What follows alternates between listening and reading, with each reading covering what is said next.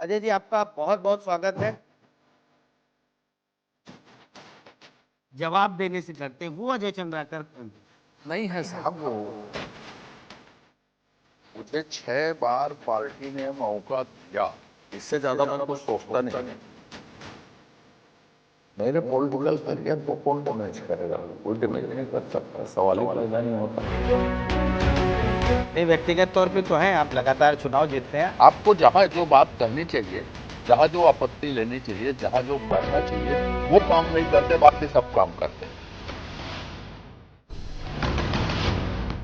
विश्वसनीयता समाप्त हो चुकी कांग्रेस की, राहुल गांधी की, उनकी बहन की, सब। आपका फैन फॉलोइंग भी है, लोग मानते हैं। ऐसा आपके कहने से नहीं हो जाएगा कि आप कुछ नहीं है। आपको लोग पसंद करते हैं, लाखों वोट पड़ते हैं आप। तो इसको कितना परसेंट माने, ये कौन तय करेगा? आज हम पूर्व मंत्री अजय चंद्राकर जी के घर पहुंचे हैं। उनसे जानने की कोशिश करेंगे कि ये जो पूरी पॉलिटिक्स चल रही है बीजेपी की, वो क्या है, अजय चंद्राकर अपने बारे में क्या सोचते हैं, उनका पॉलिटिकल कैरियर क्या है। तो सबसे पहले अजय जी, आपका बहुत बहुत स्वागत है।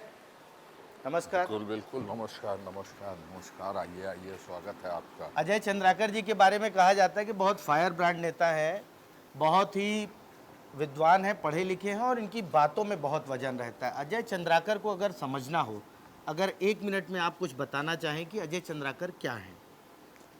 अजय चंद्राकर सीधे साधे सरल सहज भाव के भारतीय जनता पार्टी के एक छोटे से कार्यकर्ता हैं, बस।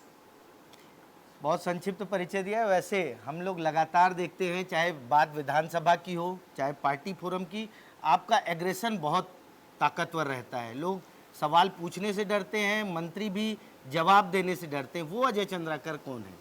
अब कई चीज़ें विषय की महत्ता पर निर्भर करती है। विधानसभा में यदि लोक महत्व के विषय हैं और संतुष्टिकारक किसी का भी उत्तर ना हो, कोई शासन सत्ता हो, पार्टी विधानसभा में प्रश्नकाल के दौरान पार्टी का विषय नहीं रहता, तो इसलिए लोगों को लगता है कि एग्रेशन दिख रहा है। अभी जो वर्तमान परिस्थिति चल रही है प्रदेश में एक नए तरीके की बीजेपी आ रही है। प्रदेश संगठन की बात करें, उसमें भी अधिकांश नए चेहरे, मंत्रिमंडल में भी नए चेहरे। उस पॉलिटिक्स को आप किस तरीके से देखते हैं? हर युग में, हर दौर में, हर परिस्थिति में परिवर्तन अवश्यम भावी रहा है और उसको खिलाड़ी भावना से स्वीकार करना चाहिए सबको। और भारतीय जनता पार्टी की बात करूं तो प्रतिभाओं की कमी नहीं है। हमारी 54 सदस्यीय विधानसभा है और इतनी बड़ी पार्टी छत्तीसगढ़ में है, उसमें श्रेष्ठ लोगों को लिया गया है। नहीं तो आप श्रेष्ठ नहीं हैं, ये तय करने वाला कौन है? मैं श्रेष्ठ हूँ या नहीं हूँ, योग्य हूँ या अयोग्य हूँ, मेरी उपयोगिता क्या है, जिस दिन से भारतीय जनता पार्टी मैंने ज्वाइन की, उस दिन से भारतीय जनता पार्टी को सौंप दिया है कि वो मेरे बारे में जो चाहे वो निर्णय कर सकते हैं। लेकिन अब तो एज वाला मामला भी भागवत जी ने क्लियर कर दिया है कि 75 और 76, अब कोई रिटायर नहीं हो रहा है। आपकी उम्र भी अभी उतनी नहीं हुई है। पॉलिटिक्स में इस उम्र को मैच्योर माना जाता है, लेकिन अचानक आप मंत्री रहे और आज सिर्फ विधायक हैं। दोनों परिस्थितियों में क्या अजय चंद्राकर की रेस यहीं तक थी? क्योंकि हमने देखा है विधानसभा, पिछला जो विधानसभा था, 14 विधायक होते थे और आपके समर्थक कहते थे कि अजय चंद्राकर जिस एग्रेशन से काम कर रहे हैं वो मुख्यमंत्री के दावेदार हैं। ऐसा है, कोई मुझे मुख्यमंत्री का दावेदार बना दे, उससे मैं मुख्यमंत्री नहीं बन सकता। विष्णुदेव साय जी, मेरे ऊपर और भी नेतागण हैं, तो बहुत अच्छा काम कर रहे हैं, बहुत अच्छा नेतृत्व कर रहे हैं। इसलिए मैंने आपको कहा कि मेरे बारे में कोई भी प्रकार की बात सोचना, ये पार्टी नेतृत्व के ऊपर ही निर्भर है। एक पिछले कुछ दिनों पहले एक वीडियो आया आपका, किरण सिंहदेव जी को आपने गमछा पहनाया, उस पर बहुत आपकी सोशल मीडिया पर आलोचना हुई, आपकी नाराजगी की बात आई।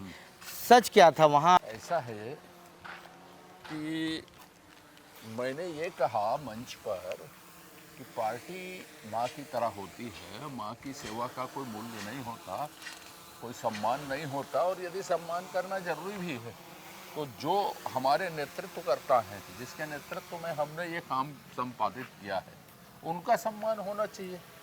और मैंने अपने नाम का मेमेंटो रखा था और अपना गमछा जो है सम्मान स्वरूप माननीय प्रदेश अध्यक्ष जी को पहनाया। बस इतनी सी बात है, उसमें नाराजगी वराजगी कहीं नहीं थी। आप जिस तरीके से काम करते हैं, आपको क्या लगता है आपकी इस पॉलिटिक्स को विधायक तक रोकने के लिए आप किसको जिम्मेदार मानते हैं? मुझे 6 बार पार्टी ने मौका दिया, 5 बार मैं चुनाव जीता, ये अपने आप में बहुत बड़ी उपलब्धि है। एक छोटे से कार्यकर्ता के लिए बहुत बड़ा सम्मान है। इससे ज़्यादा मैं कुछ सोचता नहीं।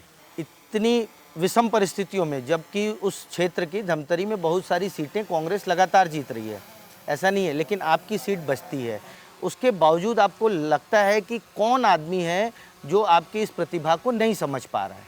नहीं, मेरे अंदर जितनी योग्यता है या नहीं है, मैंने कहा उसका निर्धारण करना, उसके बारे में निर्णय लेना, उपयोगिता के बारे में सोचना, ये पार्टी नेतृत्व का ही काम है। इसमें मैं कोई टिप्पणी नहीं करूंगा। मैंने अपने आप को, राजनीतिक भविष्य को पार्टी को सौंप दिया है। अभी जो मंत्री हैं उसमें सबसे अच्छा मंत्री कौन लगता है आपको? पूरा मंत्रिमंडल अच्छा है, सभी मंत्री निर्णय अच्छा ले रहे हो। 3 लोग तो नए बने हैं अभी, उसको देखना बाकी है। और निर्णय की यदि सामूहिकता देखी जाए तो अभी सर्वे में झलका है कि 40% लोग राज्य के माननीय मुख्यमंत्री जी को पसंद कर रहे हैं। उनकी टीम जोरदार है, अधिकारियों की टीम कहें, चाहे वो मंत्रिमंडल की टीम कहें, संगठन की टीम कहें, उनको एक सब मिल के संबल प्रदान कर रहे हैं, जिसका परिणाम एक जनमत सर्वे में आया कि इनको पसंद किया जा रहा है।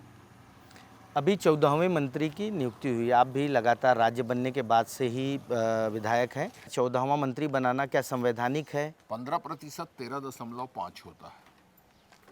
13.5 को कोई आधा गिलास भरा है बोलेगा, कोई आधा गिलास खाली है बोलेगा। जी। तो भरा है कि खाली है, इसको कौन तय करेगा? हरियाणा में 14 मंत्री बनते रहे हैं। भूपेंद्र सिंह हुड्डा जी ने, कांग्रेस ने भी उस 14 मंत्री बनाया। तो कांग्रेस वाले यदि कोर्ट में जा रहे हैं, कुछ कर रहे हैं, तो उनको जाके हुड्डा जी से पूछ लेना चाहिए था, आपने संविधान विरोधी क्यों काम किया था भाई? और संविधान विरोधी काम किया था तो कोर्ट ने आपसे क्या कहा? नहीं, लेकिन अभी जो बात आ रही है कि 14 मंत्री होने पे 15.5 हो जाएंगे और मैक्सिमम लिमिट 15% है। तो उससे कुछ, मैंने कहा ना, आधा गिलास खाली है कि आधा गिलास भरा है, तो इसको कितना % माने, ये कौन तय करेगा? अभी देश की राजनीति में वोट चोरी का मुद्दा चल रहा है। छत्तीसगढ़ में भी कांग्रेस के लोगों ने कहा कि कुछ जगह वोटर गलत बने, वोट चोरी हुई। आपकी विधानसभा में भी ये रहा। आपको क्या लगता है, वोट चोरी हुई है? वोट चोरी शब्द ही गलत है। सबसे महत्वपूर्ण बात यह है कि पूरे देश का गहन परीक्षण होना चाहिए। आकार बढ़ रहा है, जैसे रायपुर है, बहुत लोग इस मोहल्ले से उस मोहल्ले चले गए हैं, कोई इस मोहल्ले से दूसरी जगह चले गए हैं। शहर, गांव के लोग शहर में माइग्रेट बहुत हुए हैं, तो गांव में भी उनका नाम है, यहाँ भी जुड़ गया है। तो जो शहरीकरण और जो माइग्रेशन है, और जो दूसरे शब्दों में कहे कि घुसपैठिया है, जिसमें तत्कालीन नेता मंत्री TS सिंहदेव साहब ने कहा था कि पहाड़ में रोहिंग्या बसे हैं करके। तो ऐसी परिस्थितियों की जांच सही अर्थों में हो सकती है, वो गहन पुनर्निरीक्षण से ही हो सकती है, जो होना चाहिए। और इसका समर्थन सभी राजनीतिक दलों को करना चाहिए, और शंका करने के बजाय उसमें भाग लेना चाहिए। बड़े ये दुर्भाग्य की बात है कि कांग्रेस पार्टी पूरे बिहार में BLO तो नियुक्त नहीं कर पाई, इतनी संगठन की उसकी ताकत नहीं है। चुनाव आयोग 30 लोगों को बुलाती है कि 300 लोग घुसेंगे तब जाएंगे बोलते हैं। ईमेल का जवाब नहीं देते, बुलाने पर चर्चा के लिए नहीं जाते, बाहर बोलते, प्रक्रिया में भाग नहीं लेते। तो संवैधानिक संस्थाओं का ये अपमान है, प्रक्रिया में भाग नहीं लेना। आपको जहाँ जो बात कहनी चाहिए, जहाँ जो आपत्ति लेनी चाहिए, जहाँ जो करना चाहिए, वो काम नहीं करते, बाकी सब काम करते। ये लेकिन अभी जो सोशल मीडिया पे ट्रेंड है, वो वोट चोरी बहुत ट्रेंड कर रहा है। इसका क्या छत्तीसगढ़ और देश के अन्य राज्यों में भी असर पड़ेगा? ऐसा है कि आज आरोप नहीं लगाया है पहली बार, हमारे हर स्टेप में वो न्यायालय में गए हैं। और कोई फर्क नहीं पड़ा है उससे आम मैंडेट में। 15 साल से भारतीय जनता पार्टी केंद्र में है और अन्य प्रदेशों में विस्तार ही हुआ। उड़ीसा हम पहली बार स्वतंत्र रूप से सरकार बनाए, हरियाणा में पहली बार स्वतंत्र रूप से सरकार बनाए, दिल्ली में 25 साल बाद लौटे, छत्तीसगढ़ में फिर लौट के आए, राजस्थान में तो लगा रहता है। तो ये सारी चीज़ें जो हैं, हमारा मत प्रतिशत बंगाल में कितना बढ़ा है, तो भाजपा का विस्तार ही है उनके कोर्ट में जाने के बाद ही, तो उससे कोई फर्क नहीं पड़ता रहा। अब उनकी विश्वसनीयता समाप्त हो चुकी, कांग्रेस की, राहुल गांधी की, उनकी बहन की, सबकी। एक नेता है छत्तीसगढ़ के, राष्ट्रीय सचिव बने, जेल में भी बंद थे, देवेंद्र यादव, खूब दौड़ रहे हैं राहुल गांधी के। वो उस दौड़ को आप किस तरीके से देखते हैं? क्या छत्तीसगढ़ में प्रदेश अध्यक्ष बनने की दौड़ है वो? उनकी व्यक्तिगत महत्वाकांक्षा बहुत तीव्र है, एक। दूसरा, उनके नेता होते थे भूपेश बघेल जी, तो भूपेश बघेल जी से बड़ी लाइन वो खींचना चाहते हैं सीधे, और कोई दूसरा कारण नहीं। भूपेश बघेल जी को उनसे सावधान रहने की जरूरत है। आपके अच्छे मित्र हैं भूपेश बघेल जी, फ़ोन किए थे क्या? वो ट्वीट किए मंत्री बनने के बाद कि वरिष्ठ नेता जो है संपर्क करें, हम लोग जो है तैयार हैं। ये काम कांग्रेस करती है, हम लोग नहीं करते। किसी भी स्तर में जाके वो बोल लें, भाजपा टस से मस्त नहीं होगी, वो दौर गुजर गया। दिल्ली के भाग का जो सिक्का है ना, बार बार नहीं टूटता। एक बार जब छत्तीसगढ़ में घटना घट गई तो भाजपा इतनी सतर्क, इतनी सावधान, इतनी वैचारिक रूप से अब सुदृढ़ हो चुकी है यहाँ कि टूटने फूटने की तो संभावना वो भूल जाए। मैं हमेशा बोलता हूँ, जब मुझे मेरे लिए उन लोगों ने लिखा तो राम पुकार सिंह जी, खेलसाय सिंह जी, सत्यनारायण जी, धनेन्द्र जी, क्या कर रहे थे लोग? भूपेश बघेल जी क्यों नहीं बनाए उन लोगों को मंत्री? राम पुकार सिंह जी कितने बार के विधायक थे, खेलसाय सिंह जी कितने बार के विधायक? काफ़ी सीनियर है, तो उम्र भी हो गई उनकी 70-75। वो खुद भी दूसरों को उत्तेजित करने की कोशिश कर रहे हैं, जो काम किए हैं उसमें। आपने कहा कि आपका सब कुछ आकलन पार्टी करेगी, तो क्या विधानसभा का चुनाव, अगला चुनाव आप लड़ेंगे? नहीं, मैं आज तक चुनाव लड़ा हूँ पार्टी के निर्देश पर ही। मैं बार बार वही बात कहूँगा कि मेरे चुनाव लड़ने नहीं लड़ने का निर्णय पार्टी करेगी। क्या विधानसभा छोड़कर लोकसभा में जाने का भी कुछ है आपका? क्योंकि बीच में चर्चा हुई थी कि अजय चंद्राकर जी को टिकट दे देंगे जब बृजमोहन जी का नाम आया था। जितनी बार आप मुझे लोकसभा, विधानसभा टिकट कटने, पार्टी के गठन, मंत्रिमंडल के गठन, इसमें बात करेंगे, प्रश्न करेंगे, तो मैं एक ही बात कहूँगा कि इसका निर्णय पार्टी नेतृत्व ही करेगी। जी। मैं खुद अपने आप को सार्वजनिक जीवन में एक विचारधारा को, एक संगठन को जिसका नाम भारतीय जनता पार्टी है, उनको सौंप चुका हूँ। इसलिए मैं व्यक्तिगत तौर पे कुछ भी नहीं। व्यक्तिगत तौर पे तो हैं, आप लगातार चुनाव जीतते हैं, आपका चेहरा है, प्रदेश में पार्टी का बहुत बड़ा आपका फैन फॉलोइंग भी है, लोग मानते हैं। ऐसा आपके कहने से नहीं हो जाएगा कि आप कुछ नहीं हैं, आपको लोग पसंद करते हैं, लाखों वोट पड़ते हैं आपको। क्या लगता है कि जिस तरीके से बृजमोहन जी को लोकसभा भेजा गया, आप भी अगले चुनाव में लोकसभा में रहेंगे और अगले में 5 साल बाद की परिस्थितियां कुछ और होंगी, तो क्या आपकी पॉलिटिक्स अब दिल्ली की पॉलिटिक्स में स्विच होने वाली है? मैं सोचता हूँ कि मेरा उपयोग जहाँ पे हो या नहीं हो, ये काम फिर से वही कहूँगा कि पार्टी तय करेगी। मेरे मन करने से कुछ नहीं होता, मेरा मन बहुत कुछ कहता है, लेकिन मैं जो पार्टी का अनुशासन है उस दायरे से बाहर नहीं जा सकता। नहीं, लेकिन अभी आपका मन क्या कह रहा है? जो ये परिस्थितियां, देखिए नेता हैं आप, 6 चुनाव लड़ा आपने, 30 साल का तो चुनाव वाला कैरियर है, उसके पहले आप पार्टी के लिए भी काम किए। एक बार चुनाव हारे तो प्रदेश कार्यालय बनवाने की जिम्मेदारी मिल गई, आज उसी प्रदेश कार्यालय की बहुत कम मीटिंगों में आप जाते हैं, तो क्या लग रहा है अजय चंद्राकर जी, मैं नाराज नहीं बोलूँगा, दुखी हैं? देखिए, सारा खेल मन का होता है स्पिरिचुअलिटी में, समझ रहे हैं ना? सुख दुख दोनों मन की दशा है, संसार की दशा नहीं। तो मन को आपने जितना नियंत्रित कर लिया तो सारा जीवन सुखी हो जाता है। आपका राजनीतिक गुरु कौन है? आप काफ़ी स्पिरिचुअल है, मैं भी जानता हूँ, किताबें बहुत पढ़ते हैं और जिस तथ्य के साथ आप बातों को रखते हैं, राजनीतिक गुरु कौन है आपका? देखिए, वास्तव में मैं राजनीति में सबसे ज़्यादा प्रभावित था तो माननीय गोविंद सारंग जी से था। जो हमारे जी।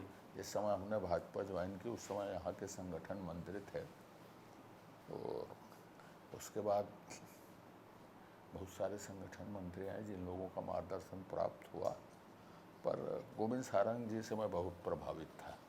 अजय चंद्राकर अगर किसी एक व्यक्ति से बहुत ज़्यादा नाराज़ हो जिसने उनको डैमेज किया है, उनके पॉलिटिकल कैरियर को डैमेज किया है? मेरे पॉलिटिकल करियर को कौन डैमेज करेगा? कोई डैमेज नहीं कर सकता, सवाल ही पैदा नहीं होता। पार्टी चाहेगी उसी दिन मैं डैमेज होऊंगा, नहीं तो सवाल ही पैदा नहीं होता कि कोई व्यक्ति डैमेज कर ले, सवाल ही पैदा नहीं होता। पार्टी भी नेताओं से बनती है, वही नेता रहते हैं जो पार्टी को चलाते हैं, उन नेताओं की बात कर रहा हूँ। कोई डैमेज नेता तो कर ही नहीं सकता, सवाल ही पैदा नहीं होता कि कर ले। जो पार्टी का निर्णय होगा उसी दिन सक्रियता निष्क्रियता निर्भर करेगी, बाकी तो कोई दूसरा अवयव तत्व काम ही नहीं कर सकता, सवाल ही पैदा नहीं होता, सवाल ही पैदा नहीं होता।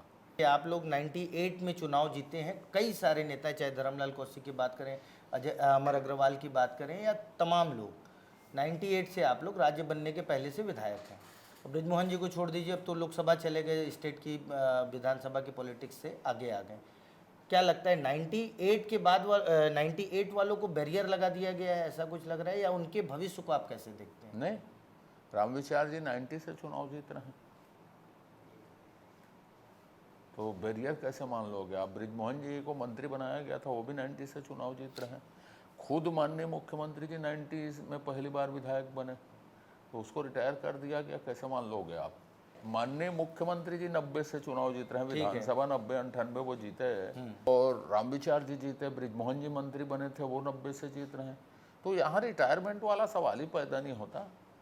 पार्टी जो कहेगी उसको मानना, स्वीकार करना, ये महत्वपूर्ण है। मैं 10 नेता बता दूंगा जिनकी टिकट एक बार काटी गई, दूसरी बार फिर उनको टिकट दी गई। मुख्यमंत्री जी खुद ही हैं, हाँ, लोकसभा की टिकट नहीं मिली और आज मुख्यमंत्री हैं। डोनाल्ड ट्रंप को लेकर आप क्या कहेंगे? देखिए, सीज फायर पे लगातार बयान दे रहे हैं। देखिए क्या है, कूटनीति जो होती है, वैश्विक राजनीति जो होती है, उसमें चुप रहना भी अपने आप में एक बड़ी कूटनीति होती है, मौन रहना भी। ज़्यादा बोलना अच्छी कूटनीति नहीं मानी जाती कूटनीति क्षेत्र में। मोदी जी वही कर रहे हैं, कहाँ पे बोलना है, कैसे संतुलन बनाना है, वो काम कर रहे हैं। और व्यक्तिगत रूप से डोनाल्ड ट्रंप जी के बारे में लगातार ये छप रहा है कि नोबेल प्राइज़ पाने के लिए सब कुछ कर रहे हैं करके। तो व्यक्तिगत महत्वाकांक्षा के लिए जो व्यक्ति पूरी दुनिया में असंतुलन पैदा करे, तो उसके बारे में तो कुछ कहा नहीं जा सकता। अभी तो उनके मौत की भी अफवाह उड़ गई, उनके उपराष्ट्रपति जी ने कहा है कि मैं पद संभालने के लिए तैयार हूँ करके। सरकार के 5 काम आप बता दीजिए। सरकार ने मातृवंदन दिया, सरकार ने भूमिहीन कृषकों को पैसा दिया, सरकार ने धान खरीदी की, सरकार ने नई शिक्षा नीति को लागू किया, सरकार मोदी की जितनी गारंटी है उसको पूरा करने के लिए तेज़ी से काम कर रही है। उसमें और बहुत सारे अवयव हैं मोदी जी की गारंटी में। ये सब काम हो रहा है, 5 काम बारे में बता दिया आपको। अभी लेकिन एक चीज़ और देखने को मिलती है कि मोदी जी की गारंटी तो सरकार पूरा करे, लेकिन विधायक जो अपने क्षेत्र में चुनाव लड़े हैं वो बहुत सारे वादे किए हैं, वो पूरे नहीं हो रहे हैं, और प्रदेश भर में नाराज़गी है। जो कर्मचारी हों चाहे स्थानीय लोग हों, सब नाराज़ हैं। उनको कैसे, क्योंकि आप लोग जब विपक्ष में थे तो उन लोगों से वादा किया था कि हम आएंगे तो आपकी समस्या को सॉल्व करेंगे। नहीं, व्यक्तिगत तौर पे तो मैं कभी किसी से, मैं व्यक्तिगत तौर पे किसी से कोई वादा नहीं करता। मैं बहुत सारे ऐसे काम बता सकता हूँ जिसको लोगों ने मांगा नहीं और हमने किया, समझ रहे हैं ना। तो कर्मचारी आंदोलन के संदर्भ में इतनी बात कहूँगा, उनकी मांगे कभी ख़त्म नहीं होती। कभी एक विषय रहता है, कभी दूसरा विषय रहता है। कभी दिल्ली ने बोनस की घोषणा कर दी, कभी दिल्ली ने डीए की घोषणा कर दी, तो राज्य के विषय नहीं हो तो भी राज्य से जुड़ जाते हैं। कभी सेवा विसंगति की होती है, कभी संविदा कर्मचारियों की होती है, कभी डेली वेजेस कर्मचारियों की होती है। तो अलग अलग परिस्थितियां रहती हैं सबकी। वो मांगें धीरे धीरे पूरी होती हैं। कई लोग चाहते हैं कि तुरंत सब पूरी हो जाएं। तो सबसे पहले इनमें उनको भी समझना चाहिए कि राज्य की वित्तीय स्थिति क्या है। ये सारे निर्णय होते हैं वित्तीय स्थिति से, और ये सभी वर्गों को समझना चाहिए। और सरकार जो भी वेलफेयर स्टेट होती है वो कर्मचारियों के लिए भी होती है, जनता के लिए भी होती है, आप समाज के सभी वर्गों के लिए होती है। तो जो संसाधन होते हैं उसमें समाज के सभी वर्गों को संरक्षित किया जाता है, उनके हितों की रक्षा की जाती है। तो ये बात हम सबको समझना चाहिए। एक आखिरी सवाल रहेगा, वित्तीय स्थिति की बात किया आपने। विपक्ष में थे तो सरकार, जब कांग्रेस सरकार कर्ज लेती थी तो आप कहते थे कि ये लोग कर्ज ले रहे हैं। अभी क्या आपको लगता है सरकार की वित्तीय स्थिति सही है? सरकार फंड का मैनेजमेंट, क्योंकि एक आम चर्चा है कि महतारी बंधन में इतना पैसा खर्च हो जा रहा है कि बाकी काम हो नहीं पा रहे हैं। ऐसा है कि वित्तीय स्थिति है ठीक, तभी इस साल बजट में सिंचाई को 5,000 करोड़ रुपये देने की घोषणा हुई है, अटल निर्माण वर्ष की घोषणा हुई है, पूंजीगत व्यय का प्रतिशत सरकार ने बढ़ाया है जो ऐतिहासिक स्तर में छत्तीसगढ़ बनने के बाद रहा है, वित्तीय घाटा नियंत्रण में है, कर्ज की सीमा लांघी नहीं है जो सीमा का लिमिट है। तो जब ये चीज़ें दिख रही हैं तो हम कैसे कह सकते हैं कि वित्तीय स्थिति खराब है करके। एक नैरेटिव विपक्ष में बनाने की कोशिश होती है। लेकिन भूपेश बघेल जी के समय जब हम पूछते थे तो वो कोई ठोस कारण नहीं बता पाए थे कि कर्ज लेने के कारण क्या है। वो एक ही कारण बताते थे कि ये प्रदेश तनख्वाह नहीं दे पा रहा है, ये प्रदेश तनख्वाह में कटौती कर रहा है, कोविड के कारण हम तनख्वाह दे रहे हैं, ऐसा कर रहे हैं, वैसा कर रहे हैं। तो कोई ठोस कारण, कोई बड़ी योजना नहीं बता पाए जिसके लिए उनको कर्ज लेना जरूरी हो। ये थे अजय चंद्राकर जी। अजय चंद्राकर जी लगातार भाजपा की राजनीति में सक्रिय हैं। 6 बार इनको पार्टी ने विधानसभा का टिकट दिया। अभी क्योंकि हम इनसे चर्चा करने पहुंचे थे, मंत्रिमंडल का विस्तार हुआ है। अजय चंद्राकर जैसे तमाम सीनियर लीडर, नाम गिनाऊंगा तो 8-9 नेता हो जाएंगे जो 5-5, 6-6 बार चुनाव लड़े हैं, विधायक बने हैं, लेकिन उनको मंत्री नहीं बनाया गया। लेकिन अजय चंद्राकर क्योंकि विद्वान है, उन्होंने एक एक विषय पर, चाहे वो बात डोनाल्ड ट्रंप की हो, चाहे छत्तीसगढ़ की अर्थव्यवस्था की, विस्तार से बात की। चंद्राकर जी आपका बहुत बहुत धन्यवाद। बहुत बहुत धन्यवाद साहब आपका।